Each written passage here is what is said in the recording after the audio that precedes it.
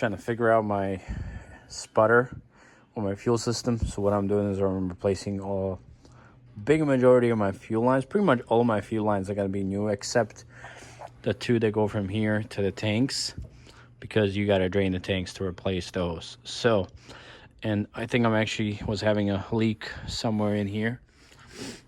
This is a factory setup on two lines. Basically how this works is on this side you have your passenger tank, on this side you have your driver tank. These are your feed hoses, these are your return hoses. If you push it all the way over, it's supposed to have, I guess, only one side open. If you push it all the way on the other side, it's supposed to have other side open.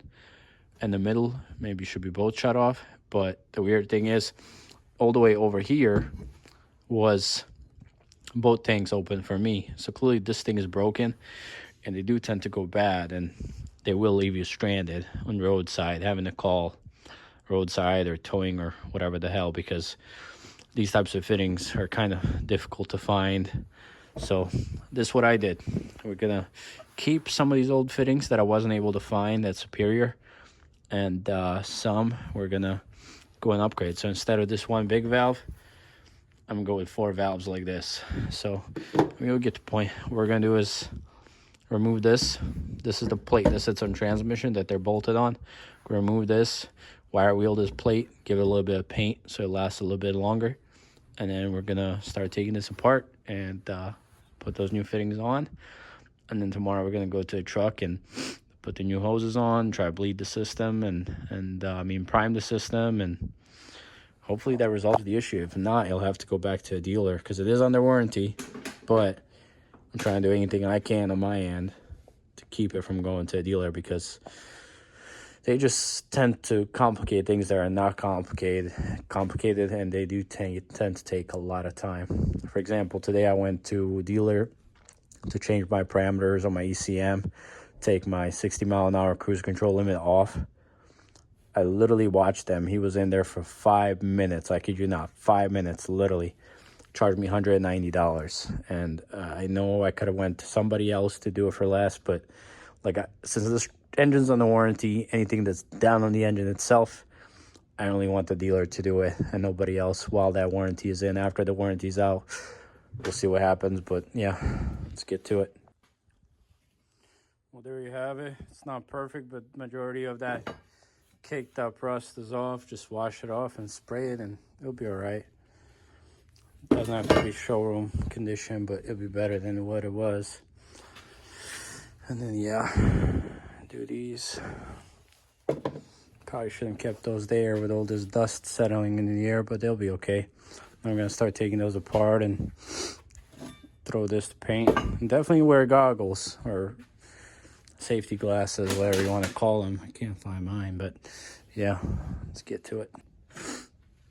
All right, update. So these are the only fittings I'm keeping. As you can see, cleaned them up a little bit, these threads. Gonna clean with brake cleaner on the inside a little bit. Instead of a wire brush and damaging the threads, I use this detail brush on the drill. I used this on detail video that I had up once. Works great. So yeah, clean this up. Clean this up. Get some thread sealing and start putting them together. Well, here we go. Here's our metal part. And then we walk over here, over this mess.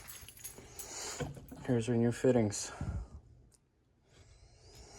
Just like so. Gonna run into some issues when one of these hoses turn. It's gonna go inward and the other one's fine.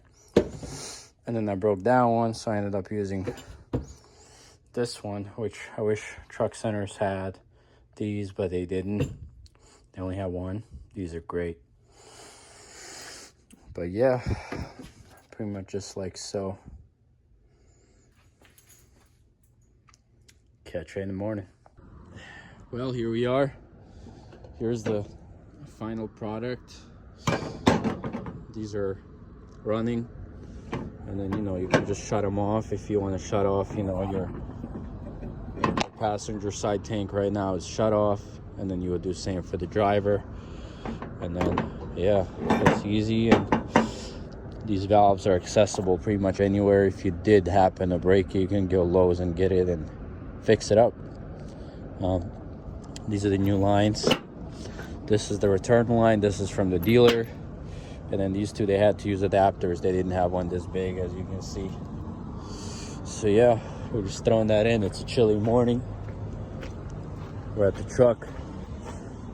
I also added this valve right here. This is the fuel supply line. So this comes from the tank.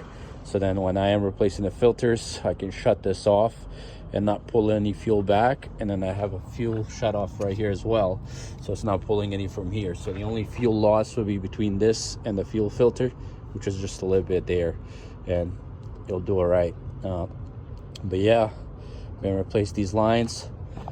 I'm gonna take this filter off and just take this housing out. It'll be easier. And I don't know, somebody was telling me that so the thing is, this right here, this says primary fuel filter. So this setup came with two fuel filters, primary and secondary fuel filter. And since I have a fuel water separator, they only used this one and the primary housing. And then I just put a Donaldson fuel filter. As you can see, I bent it yesterday, tried to take it off, so I had to buy another wrench. Mine broke. But I'm using a regular fuel filter. To my understanding, primary essentially in this setup will use a primary and secondary fuel filter. That's pretty much a fuel water separator, and the other one is a fuel filter. So if I'm still having issues after I resolve this, I'm gonna try to get a new housing, see if it's any different. So yeah, I'm not sure. We'll see how this works out. But yeah, we're gonna start pulling these lines on. And there's my fuel check valve back here. As you can see, all that is new. I mean, it could be defective from factory. I really don't know, but yeah, let's get to work. All right, so I went ahead and got this transfer pump from Harbor Freight. It's a plug-in and their battery operated. I don't have their batteries, so I got plug-in. What I did is this goes to fuel filter right here, and then from there it goes to fuel pump. And what I did is I disconnected this that goes from fuel water separator to fuel pump, and I connected this hose. And since I have a shutoff valve here, I'm gonna try to prime it right here, and then once it runs through quite a bit of fuel, I'm gonna shut this off, and so fuel isn't going back. And then once I connect the hose, I'll shut it back on. Therefore, only air pocket really will be through this hose here and the other hose, but should be able to run through that a lot easier than all the way from tanks. And both tanks would probably run out of battery by the time it did that. Usually what you can do is stick an air line in your tank and blow air as you crank, but that can do damage to your injectors if it's too much pressure, and it's still gonna crank forever. So we'll see if this works, and I'm gonna keep this thing in the truck in case I ever do run out of fuel or anything, so I can prime it myself. These new engines, they have that little pump you can prime it, like DD15s and whatnot. But let's get to it. Generator's running. Let's see if this will work.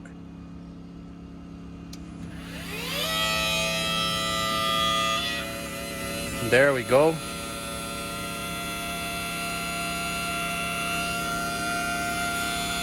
Let it run until there's a full stream.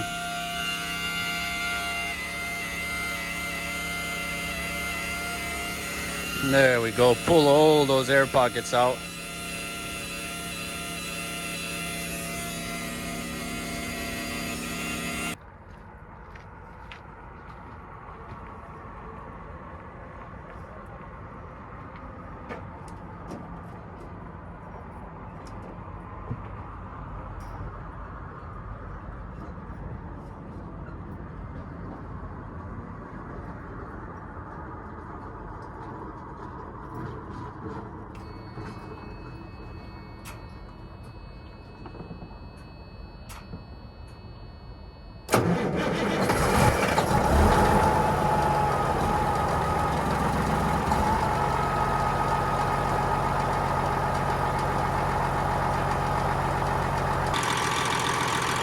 Well, that definitely fired straight up. That was an awesome idea, I must say. that thing would crank for days without it. I think what I'm gonna do now is probably drive it up on ramps and do a PM, grease and check my brakes and everything.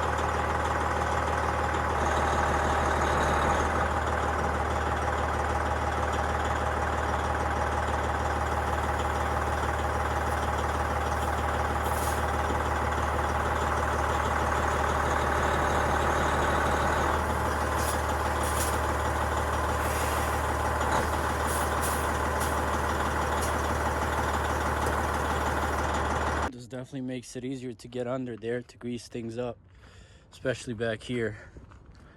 I mean, it's fine because the truck's empty. If it was loaded, I definitely wouldn't be doing this with just one wheel, but the truck's empty, so it's fine. There's really not much weight here. Yeah, especially here, a lot of room.